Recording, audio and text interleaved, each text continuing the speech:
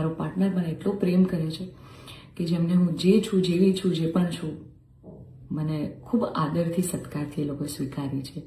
રાત દિવસ જ્યાં ગાયત્રી મંત્ર, નવકાર મંત્રના જાપ થાય છે, આવા પરિવારમાં હું જઈ રહી છું. મને ખૂબ જ ગૌરવ છે. એટલે હું તમામ બ્રહ્મ શક્તિઓ, સમજણી અને શિક્ષિત જે લોકો છે, બાકીના લોકોના મગજમાં નહીં ઉતરે કદાચ આવા, પણ જે લોકો શિક્ષિત છે, સમજુ છે, એ લોકોને હું નમ્ર વિનંતી કરું છું કે આવા બે ચાર જે અસામાજિક તત્વો છે ને, કે જે દીકરીઓની પાંખોને કાપવાની વાતો કરી રહ્યા છે, પ્લીઝ એને સમાજમાંથી દૂર કરો. નકર આપણો સમાજ ક્યાંયનો નહીં રહે. તમે દીકરીઓનું સારું જ કરવા માંગતા હોય ને, તો દીકરીઓના શિક્ષણ માટે વાત કરો. નાની નાની દીકરીઓ પર જે બળાત્કાર થઈ રહ્યા છે એના માટે વાત કરો. દીકરીઓની પ્રતિભાને આગળ લાવવાની વાત કરો. ચલો, આ બધી પ્રતિભાને બધું તો મોડર્ન વસ્તુ થઈ ગઈ. હજી જૂના 18મી 17મી સદીના કુરિવાજો આપણા સમાજમાં ચાલ્યા આવે છે. હજી કેટલા બાળ લગ્ન થાય છે આપણને બધાને ખબર છે. સાટા પ્રથા ચાલુ છે, જેની પીડિત હું પણ છું, તમને બધાને ખબર છે. દીકરીઓના પૈસા લેવામાં આવે છે. અલા, દીકરીઓને તમે ઘૂંઘટામાં રાખો છો અને તમે એમ કહો છો કે અમે દીકરીઓનું સારું કહેવા માંગીએ છીએ. એક બાજુ દીકરીઓ તેજસ જેવી ફ્લાઇટો ઉડાઈ રહી છે, આર્મીમાં છે, નેવીમાં છે, અને એક બાજુ દીકરીઓ ઘૂંઘટામાં છે. એના પરથી જ ખબર પડી જાય છે કે ક્યાં કેટલો વિકાસ છે.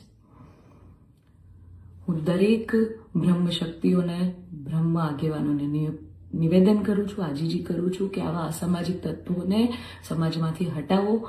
જેટલા પણ લોકો હવે મારા પરિવાર વિરુદ્ધ કાંઈ પણ પોસ્ટિંગ કરશે, કમેન્ટ કરશે, એમના વિરુદ્ધ હું કાયદેસરના પગલાં લઈશ. કારણ કે એક દીકરી તરીકે, બ્રહ્મકન્યા તરીકે, જ્ઞાતિના નીતિ નિયમો પ્રમાણે જ્યારે હું ચાલતી હતી, ત્યારે નાતના જ કોઈક લોકોએ મારા પરિવાર પર ચીટ કર્યું, અમને અંધારામાં રાખ્યા.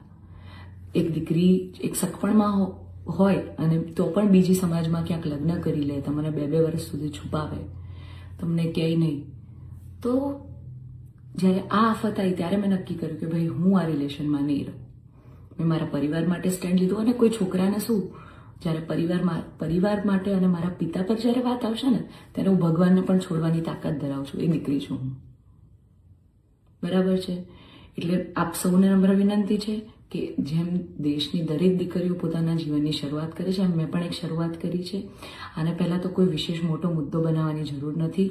અને આવા જે અસામાજિક તત્વો છે કે આમ કરશું, નાત બાર કરશું, અરે ભાઈ, તમને 5,000માં કોઈ પગાર પર નોકરી રાખવા તૈયાર નથી. તમે તમારા ઘરનું અને તમારું સંભાળો પહેલાં તો.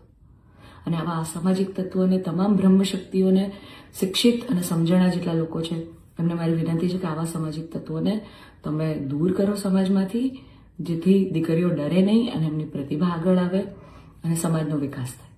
જય માતાજી, હર મહાદેવ.